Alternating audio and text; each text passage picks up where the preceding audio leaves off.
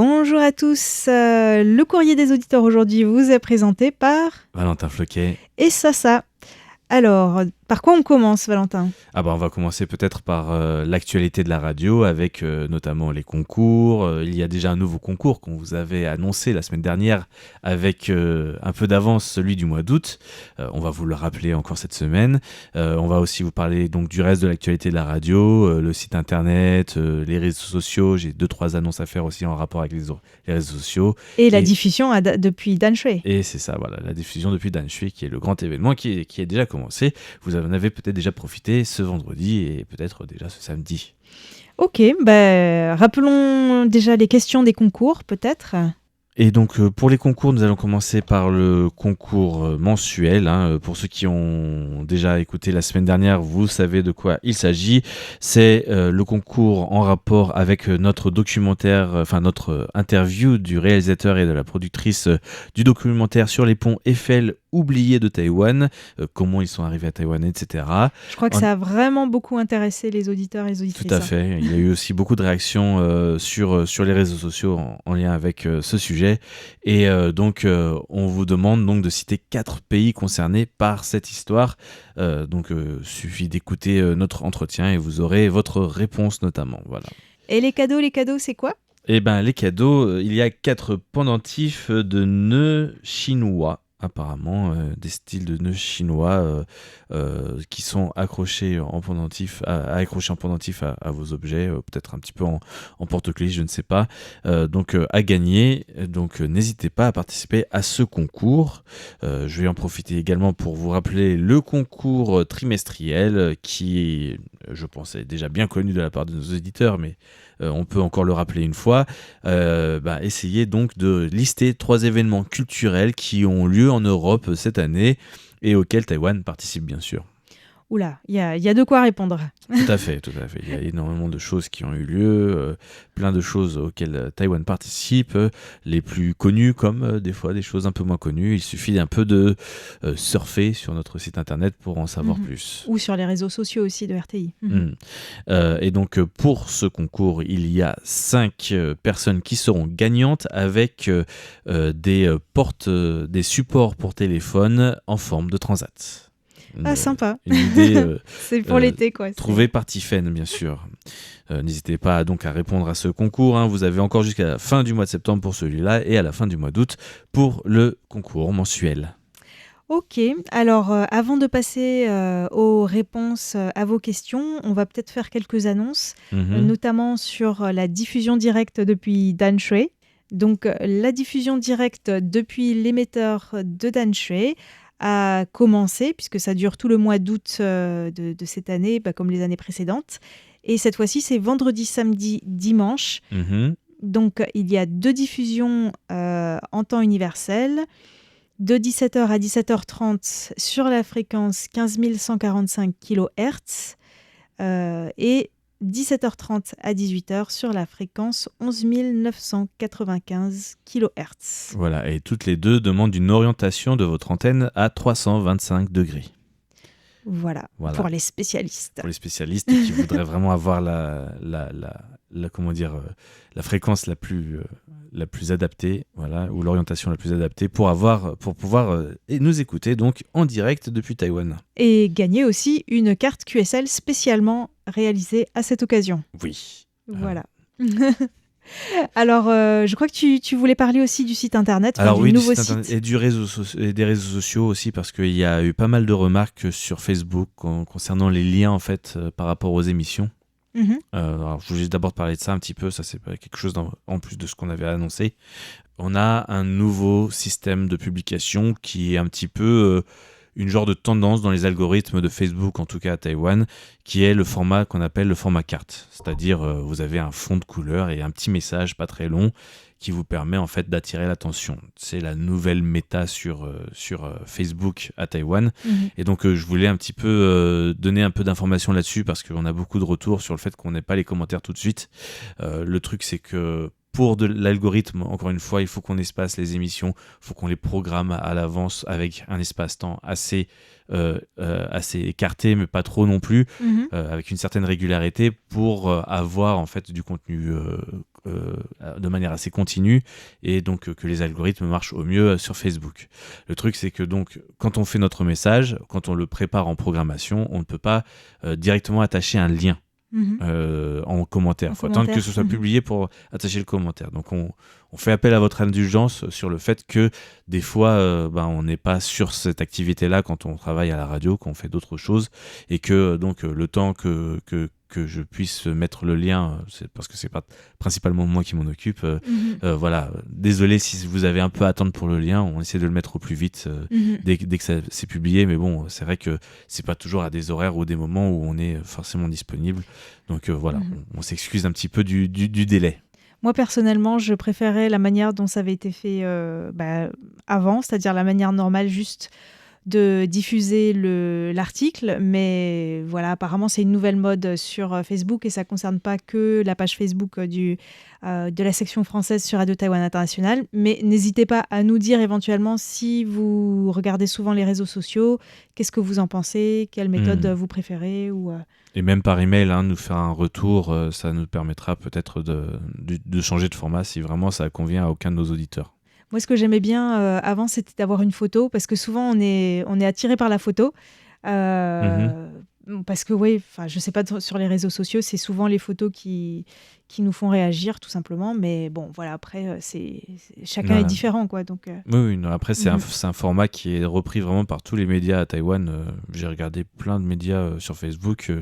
Ils utilisent tous ce format-là, donc c'est vraiment quelque chose qui est, en tout cas, une tendance à Taïwan. Est-ce que c'est une tendance ailleurs aussi ? En France, je n'ai jamais vu ça. D'accord. Donc je ne sais pas pourquoi, mais voilà. C'est peut-être à Taïwan, alors, effectivement. Donc pour l'instant, on utilise ce format-là sur le conseil des personnes qui sont compétentes dans le domaine du référencement sur les réseaux sociaux. Et donc, on fait le test. Et puis si ça marche pas mieux ou qu'on n'a pas de meilleurs résultats, sachant que ça un petit peu, les chiffres ont un peu augmenté depuis qu'on utilise ce format-là quand même. Ah ouais, d'accord. C'est bon à savoir aussi. Voilà, pour ce petit inside pour vous les auditeurs. En tout cas, c'est bien, ça fait réagir les personnes quand il n'y a pas le lien en commentaire tout de suite. Tout à fait. On et voit les que commentaires aident au référencement aussi dans les réseaux sociaux et aux algorithmes. Donc voilà, n'hésitez pas à commenter nos publications. N'importe quelle phrase, même si c'est des phrases de mécontentement, ça marche quand même. Oui, bon, c'est quand même bien. Ça nous fait pas plaisir à nous, mais l'algorithme, il s'en moque un peu. Voilà. Ok. Voilà. Est-ce que tu avais d'autres annonces ? Pour le site internet, toujours vos retours. Plus on aura de retours et de commentaires en rapport au site internet, plus on pourra faire avancer en fait les améliorations, etc. Et puis, voilà, entre guillemets, encore des commentaires pas forcément toujours très positifs sur la qualité du service, mais bon, plus il y aura de mécontentement, plus on arrivera à faire pression sur notre prestataire de service pour qu'il agisse. Ok, merci en tout cas pour tous les commentaires que vous nous envoyez. Alors, on va peut-être passer maintenant justement aux questions que vous nous avez envoyées. Oui, on aimerait d'abord remercier peut-être un petit peu nos auditeurs qui nous ont envoyé des courriers par la poste. Ouais. Vous êtes encore assez nombreux à nous en envoyer par la poste et nous vous remercions tous. En l'occurrence, nous aimerions remercier Bernard Grondin qui nous envoie un rapport d'écoute depuis l'île de la Réunion. Et Alain Carlier qui nous en a envoyé un depuis la France également. Voilà. Merci beaucoup. Et donc, cette fois-ci, nous pouvons passer aux questions des auditeurs. Nous allons peut-être commencer par une question concernant... Alors, une question de Nagmouchi Nouari qui nous écrit depuis l'Algérie. C'est une vaste question, mais on s'est dit que c'est une question qui serait intéressante justement pour en discuter. Donc, Nagmouchi Nouari souhaiterait savoir si les Taïwanais aiment boire du thé ou du café. Alors, ça dépend si on parle d'aujourd'hui ou d'hier ou d'avant. Parce qu'autrefois, évidemment, les Taïwanais buvaient surtout du thé. C'est vraiment, Taïwan, c'est très connu pour ses thés oolong. On peut même dire que c'était il y a moins de 10 ou 15 ans que le thé était largement majoritaire. À plus de, j'ai pas les stats, peut-être que tu les diras tout à l'heure, mais à largement plus de 60-70% des Taïwanais buvaient du thé. Mais en fait, le café a effectivement dépassé la consommation de thé à Taïwan. mais ça ne date que de 2021, où vraiment les deux courbes se sont croisées. Moi, je pensais que ça faisait beaucoup plus longtemps, mais ça fait seulement 4 ans. Mais c'est vrai que le café, ça faisait déjà plusieurs années qu'il gagnait en popularité. Et donc, est-ce que tu peux deviner, en moyenne, un Taïwanais boit combien de tasses de café par an, à ton avis? Moyenne, hein. En moyenne, je dirais 350, un truc comme ça. Alors, tu es encore au-dessus, il y a de la marge. Pour la moyenne, pour l'instant, c'est 177 tasses de café par an. Parce que je pense que s'il y a des gens qui boivent énormément de café, genre tous les jours, qui sont accros au café, il y en a peut-être d'autres qui n'en boivent pas du tout et qui sont encore au thé. Tout à fait. Et en fait, Taïwan, en Asie, c'est le 3e pays pour la consommation de café. Derrière, à ton avis, quels sont les 2 autres pays en Asie qui consomment plus de café que Taïwan? C'est les plus stressés. Japon, Corée. Voilà. J'ai eu un petit doute avec l'Indonésie parce qu'ils en produisent aussi, donc j'étais pas sûr. Mais bon, bien sûr, le thé, ça reste quand même très populaire à Taïwan, d'autant plus que, en plus du thé en feuilles qui est traditionnel à Taïwan, il y a bien sûr de plus en plus de thé froid, et aussi, on en a parfois parlé dans nos émissions, du bubble tea, Jeonju Naicha, ou thé aux perles de tapioca, en fait. Donc voilà, c'est pas encore Taïwan n'a pas encore oublié le thé, mais on va dire que la consommation de café à Taïwan a vraiment beaucoup augmenté depuis une vingtaine d'années, et surtout ces 5 dernières années, ça a augmenté de plus de 20% par an, ce qui est quand même impressionnant. Mais je voulais quand même préciser pour nos auditeurs, c'est pas forcément le café comme on l'entend en France. Nous, on parle souvent d'expresso en France. À Taïwan, les gens qui boivent vraiment un petit expresso serré, c'est assez rare. C'est plutôt des americanos et café latte. On est dans la culture du café, on va dire, plus à l'américaine. Ce qu'on appelle aussi en France les cafés allongés. Pour moi, c'est les cafés chaussettes. Mais bon, ça, je préfère les expressos. Mais bon. Donc c'est pour ça qu'à Taïwan, on voit énormément de cafés qui fleurissent un peu partout. Et il faut savoir aussi qu'on peut prendre son café dans les 7-Eleven ou des Family Mart, les convenience stores, les magasins de proximité. Tout à fait. Voilà, où c'est moins cher. Et alors vraiment, au niveau des prix, il y a des cafés qui sont super chers, le café Geisha notamment, et d'autres qui sont moins chers, comme au 7-Eleven. Voilà. Je crois que le moins cher que j'ai pour l'instant, c'est le café, la tasse, l'americano, comme on disait, le café allongé simple, taille de base. Ils appellent ça petit, mais je trouve ça pas petit. Moi, oui, ça pour moi, ça fait déjà un repas. 300 millilitres ou un truc comme ça, c'est 35 NT chez Carrefour. Voilà. Pour ceux qui veulent avoir la petite astuce, 1 euro environ. Voilà. Ce qui est pas très loin des tarifs français dans les bistrots. Quoique peut-être ça doit être un peu plus cher maintenant, mais voilà. Et est-ce que tu voulais nous parler peut-être de comment les Taïwanais se sont mis à boire du café? Je crois que c'était quelque chose qui t'avait intéressé. Alors j'ai une petite anecdote d'abord personnelle, parce que avant, dans mon ancien travail, en fait, on avait un fournisseur de pneus et de chambres à air taïwanais qui est assez populaire dans le monde dans ce monde-là. Hein. On parle de pneus et de chambres à air spécialisées pour le monde agricole et pour le monde des camions, etc. Donc il y avait vraiment toute taille de pneus et de chambres à air. Et donc un jour, ils sont venus nous voir lors d'une réunion qu'on avait annuelle avec eux, parce que on était quand même un gros client pour eux. Et ils nous disent un jour, vous savez quoi, maintenant on va faire quelque chose de nouveau. Et ils nous ont donné un petit coffret cadeau avec que des trucs de café. On fait, hein? Qu'est-ce qui se passe? Vous passez de... Alors, ils faisaient déjà beaucoup de choses, d'objets pour le vélo. Parce que c'était quand même avec Giant, etc. C'est un des gros fournisseurs de Giant. Peut-être que vous connaisserez le nom. Et si vous connaissez le nom, n'hésitez pas à nous envoyer un email pour nous en parler. Du fournisseur en chambre à air et en produits en caoutchouc en général de Giant. Et donc ils s'étaient vachement développés dans les accessoires pour le vélo. Et tout d'un coup, ils se sont mis à nous au café. C'était il y a maintenant, c'était en 2011-2012 par là. Hein. Quand ils nous en avaient parlé. Donc ils étaient quand même assez avant-gardistes, parce que ça n'avait pas encore vraiment pris à Taïwan, le café. Et c'est là que je vais en venir pour faire un truc un peu plus large sur le café. C'est que l'évolution du café à Taïwan, au final, ça s'est fait en plusieurs étapes. Il y a d'abord eu l'arrivée dans les convenience stores en canette, C'était vraiment le début du café, vraiment le truc. Tu parlais du chaussette tout à l'heure un petit peu quand tu parlais de l'americano. Là, on est encore à un autre degré du café un peu étrange que vraiment pour nous, en tout cas européens, c'est difficile à intégrer ça comme du café. Un petit goût de lait derrière, de lait concentré, ce genre de choses. C'est vraiment très étrange. C'est du café, vraiment le café en canette qui existait en Asie depuis quelques années. C'était vraiment assez particulier. Peut-être quelques personnes auront déjà vu dans les convenience stores la marque UCC par exemple, qui est vraiment un des historiques à Taïwan en termes de marque de café. Et c'est comme ça que le café est vraiment arrivé à Taïwan. Ensuite, il y a eu la période, donc ça c'est dans les années 60, 70, 80 par là. Et après dans les années 90, il y a eu l'émergence de Starbucks. Et c'était vraiment Starbucks, l'enseigne, et c'était la seule enseigne de café à Taïwan. Ah ouais, c'était la seule, d'accord. Ah oui, dans le style café où on s'assoit et on a des activités en buvant un café.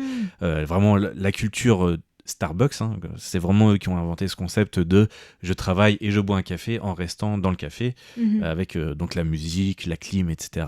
Et donc ça a été énormément prisé, notamment par les travailleurs indépendants, mais aussi par les étudiants. Moi, je me souviens que mes premières années à Taïwan, quand je venais, le Starbucks, c'était vraiment l'endroit des rencontres pour rencontrer des étudiants. Bon, j'étais un peu plus jeune, j'étais étudiant moi-même. C'était souvent aussi l'endroit pour les étrangers, pour aborder des filles. Voilà, pour la petite anecdote. En tout cas, maintenant, ça s'est encore plus popularisé parce qu'il n'y a plus que cette chaîne de café, il y en a d'autres aussi. Voilà, et Starbucks, donc, ils ont été vraiment les seuls pendant 5 à 10 ans avec un énorme chiffre d'affaires. Et donc ensuite, il y a eu l'expansion, et là, c'était la popularisation avec des nouvelles enseignes en termes de café similaires au concept de Starbucks, mais aussi plein d'autres concepts en termes de store, des cafés avec des choses un peu plus haut de gamme. Il y a vraiment toutes les gammes qui se sont développées en fait en termes d'enseignes, des cafés indépendants ultra cosy avec vraiment chacun sa personnalité, etc. Il y en a vraiment eu des milliers, et vraiment, bien sûr, comme tu disais tout à l'heure, le bouquet final avec l'arrivée dans les magasins de proximité et tout autre commerce de distribution qui a un peu cloué la consommation entériné en tout cas la consommation du café comme quelque chose de vraiment majeur à Taïwan en termes de consommation de boissons. Et peut-être pour remonter un peu avant, ce que j'ai appris aussi en faisant des recherches pour répondre à cette question, c'est que le café en fait à Taïwan avait été aussi très développé à l'époque de la colonisation japonaise pour fournir le marché japonais. Donc en fait, à l'époque, il y avait pas mal de plantations de café. Alors pour revenir à aujourd'hui, parce que cette question nous a passionnés finalement, en fait, Taïwan est le 6e plus grand importateur de café dans le monde, avec 43 000 tonnes importées par an. Parce que en fait, Taïwan, c'est quand même assez petit, donc il y a quelques plantations, mais il n'y a pas énormément d'espace pour étendre le nombre de plantations. Mais quand même, en 20 ans, en 25 ans, on est passé de 5 hectares cultivés de café, ce qui n'était rien, à aujourd'hui 1200 hectares cultivés à Taïwan. J'imaginais pas autant. Ouais. Et ce qu'on peut dire aussi, c'est que le café fait partie aussi, comme le chocolat, en fait, des possibilités de remplacement du pinglang. Parce que c'est toujours la problématique de la noix d'arec. qui est une grosse problématique en termes d'addiction et de consommation à Taïwan et de santé. Et de glissement de terrain aussi. Voilà. Donc, il y a plein de problématiques avec l'arequier, qui est l'arbre qui est un très long palmier en fait, très haut palmier, et donc il y a toujours des programmes en fait de remplacement où on essaie de faire remplacer ces cultures par d'autres, et le café fait partie de ces solutions, parce qu'il faut trouver quelque chose qui génère autant d'argent pour pouvoir convaincre les agriculteurs de changer. Oui, et d'ailleurs Taïwan était connu notamment pour son thé de Alishan, mais maintenant il faut savoir qu'à Alishan il y a aussi des producteurs de café. Donc il y a le café de Alishan comme il y a le thé de Alishan. Et peut-être pour terminer, je voulais dire, on en a déjà parlé un petit peu sur cette antenne, mais que les Taïwanais sont aussi très très doués ils remportent souvent des compétitions de barista par exemple, où ils font des super dessins sur le café au lait et tout ça. Enfin, ils sont hyper doués pour ça. Ouais. Mais même en termes de torréfaction, ils se sont beaucoup spécialisés en général dans le café. On n'en a pas trop parlé, mais il y a quelque chose qui est très spécifique en fait spécifique à Taïwan et même en Asie dans ces nouveaux pays du café, c'est que ils ont une expertise qui est loin devant celle qu'auraient les Français, même en termes de consommateurs. Hein. Ils savent les arabicas, les pays d'origine, ce que ça représente. Enfin, le niveau de connaissance générale d'un Taïwanais sur le café est quand même assez impressionnante. Alors que nous, on prend un café, quand on prend le café au bistrot, c'est un café, quoi. On sait même pas d'où il vient, quel type de graines c'est, etc. C'est venu que très sur le tard, et même encore, c'est pas quelque chose de beaucoup démocratisé comparé à Taïwan, d'avoir tout. Vous avez des listes de cafés impressionnantes dans chaque café maintenant, c'est incroyable. Et ça fait partie aussi de cette expertise de torréfaction, parce qu'ils prennent les graines non torréfiées et ils font les torréfactions aussi sur place. Donc c'est aussi une des spécificités du café à Taïwan. C'est pour ça que souvent dans les cafés à Taïwan, ça sent bon. Et puis moi-même, quand je regarde le menu, honnêtement, je sais pas quel café prendre parce qu'il y en a trop. Mais bon, je prends plutôt du thé d'ailleurs. Mais voilà, merci beaucoup à Nagmouchi Noiri pour cette question. Et j'embraye avec une question de Daniel Villon qui date du mois de juin. Ça fait un petit moment, mais je voulais quand même en parler parce que c'est en lien avec le café. Elle nous a indiqué donc que dans une émission de Fix, donc François-Xavier Boulet, le marc de café était à l'honneur. Et donc Daniel Villon savait qu'il pouvait être utilisé en tant que fertilisant et cosmétique. Et donc elle demande si le marc de café pourrait aussi être utilisé en construction. Et donc, elle attendait peut-être un reportage dans les joies de l'éco-construction. Alors, en fait, c'est vrai que le marc de café, s'il est traité par pyrolyse, c'est-à-dire le chauffer très fort en l'absence d'oxygène, peut être utilisé comme additif dans le béton. Ça augmente la résistance du béton et ça peut réduire l'usage du sable. Alors, justement, je voulais dire que je suis en train de préparer une série de décryptages qui arriveront probablement au mois de septembre sur l'exploitation du sable à Taïwan en interviewant un chercheur. C'est vraiment passionnant. Et je pense que, vu les quantités phénoménales de sable qui sont utilisées dans la construction, bon, c'est vrai que le marc de café, on peut le réutiliser, mais ça restera quand même marginal, je pense, parce que vraiment, c'est de là à remplacer le sable. Il va falloir que les Taïwanais boivent beaucoup plus de café pour pouvoir l'utiliser dans la construction. Voilà, faut vraiment se mettre au café là, si on veut le... Alors, une autre stat dont on n'a pas parlé, tiens, je reprends rapidement parce que tu m'as fait penser à ça. Tu m'as parlé de la consommation des Taïwanais en termes de tasses de café par an.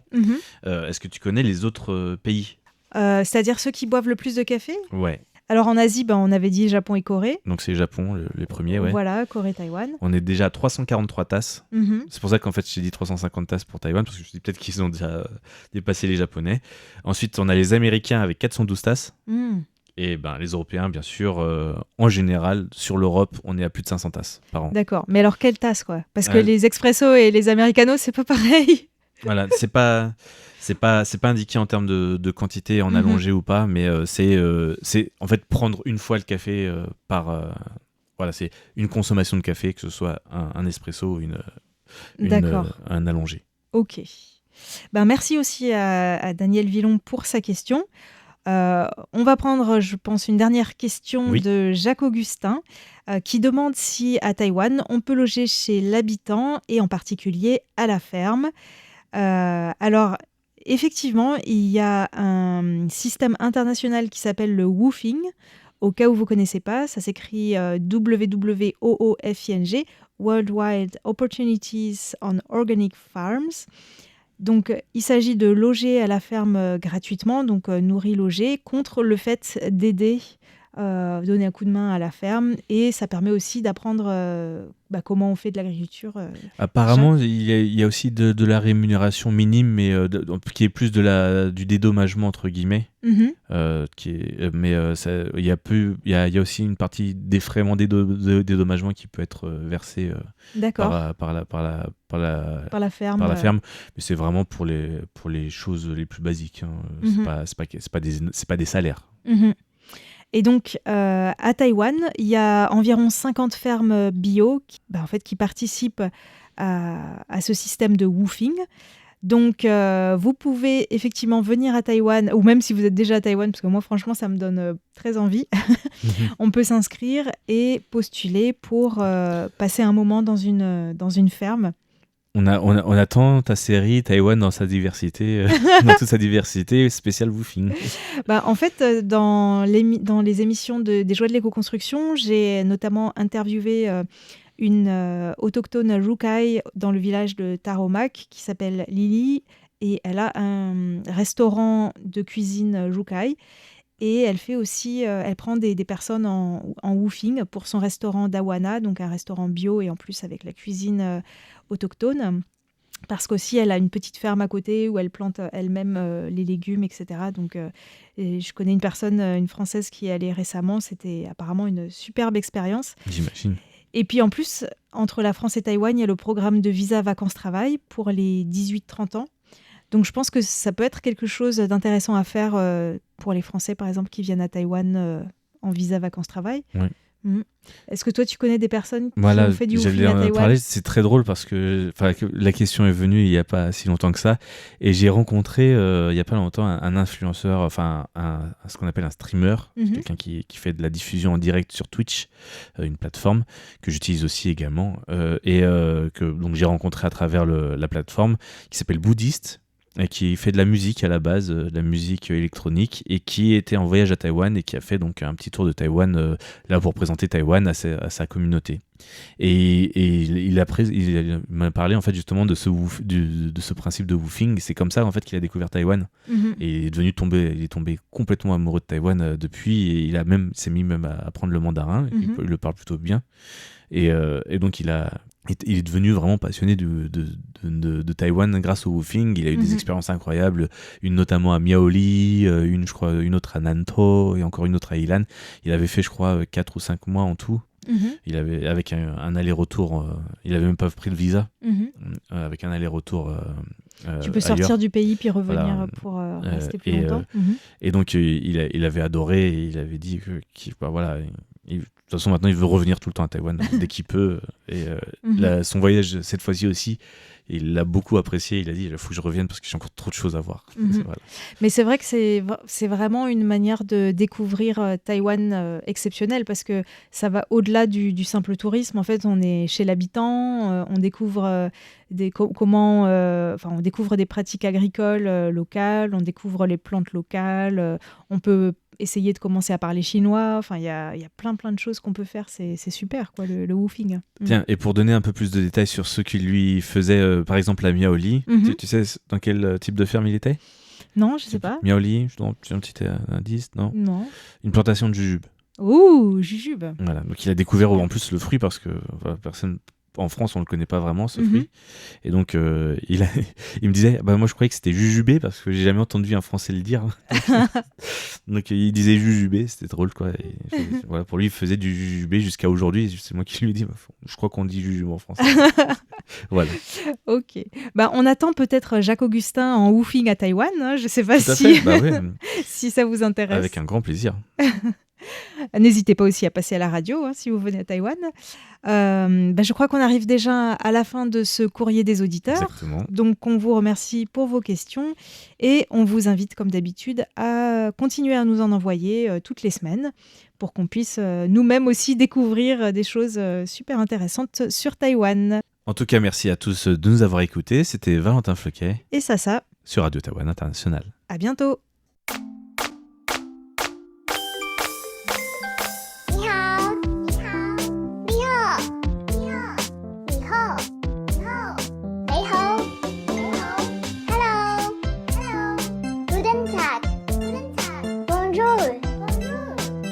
谢谢。